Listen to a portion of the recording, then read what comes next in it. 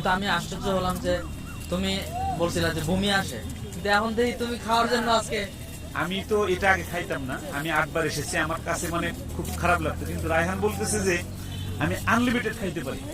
তা আমি তো যথেষ্ট আশ্চর্য হলাম। পরশুদিন আসলাম, এসে খেয়ে আমিও ওইটার ভক্ত হয়ে গেলাম। তারপরে আজকে আমাদের মাহবুব ভাই নিয়ে এসছে। এই একটা ফলের দাম শুনলে আপনাদের চোখ মোটামুটি কপালে উঠবে।